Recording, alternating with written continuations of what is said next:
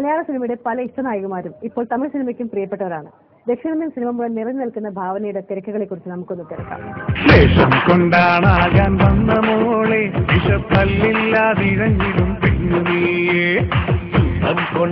വീട്ടിൽ ഒരുപാട് കാലത്തിന് ശേഷം തന്നെ ചേച്ചി തരുന്നത് എനിക്ക് ഇന്റർവ്യൂ തരായിരുന്നു. അതെ, സത്യം. അപ്പൊ എന്റെ എവിടെ വേണമെങ്കിലും മൂന്ന് സ്റ്റേറ്റുകളിൽ പറന്നു നടക്കുന്ന ഭാവന. ഇപ്പൊ ഇങ്ങനൊരു തിരക്കുള്ള ഒരു ജീവിതം ഉണ്ടല്ലോ, ഇതില് സ്വന്തം ആ ഒരു വർക്ക് ലൈഫ് ബാലൻസ് എങ്ങനെ മെയിൻറ്റെയിൻ ചെയ്ത് പോകണം?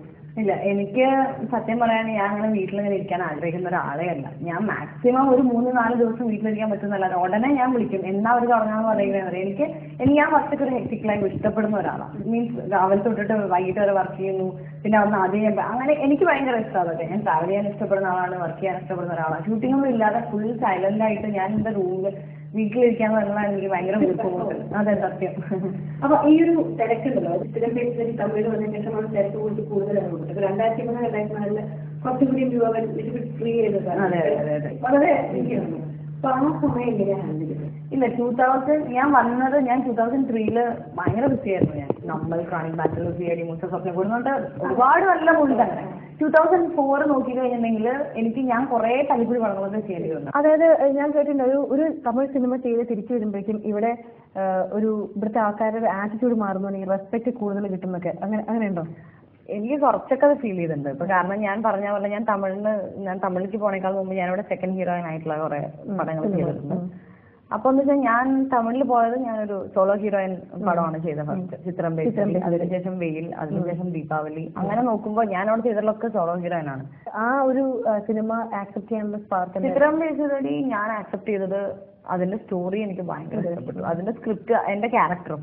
എനിക്ക് ചാരു എന്നൊരു ക്യാരക്ടർ ഡയറക്ടർ അങ്ങനെ ഫുൾ അങ്ങോട്ട് പറഞ്ഞു തന്നപ്പോ എന്റെ മനസ്സിലെന്താണെന്ന് വെച്ചിട്ടുണ്ടെങ്കിൽ ഞാനിത് ചെയ്തില്ലെങ്കിൽ ഏതോ ഒരു പെൺകുട്ടി വന്ന് ചാരു എന്നുള്ളൊരു ക്യാരക്ടറിനെ ചെയ്യുന്നത് കാണാൻ എനിക്ക് ഇഷ്ടമേ ഉണ്ടായിരുന്നില്ല. അപ്പൊ ഞാൻ പറഞ്ഞു എനിക്ക് ഈ ക്യാരക്ടർ മിസ് ചെയ്യാൻ പറ്റില്ല, കാരണം എനിക്ക് ഭയങ്കര ഇഷ്ടപ്പെട്ടു, ഞാൻ തന്നെ ചെയ്യണമെന്ന് എനിക്ക് തന്നെ തോന്നി.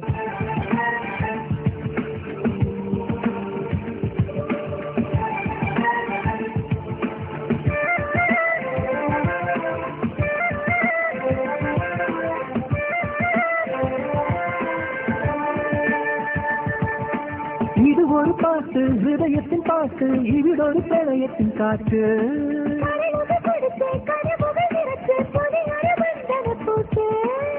மொழிகள் ஒன்றும் இல்லாதினிலே விழிகள் கவிதைகள் எழுதும்.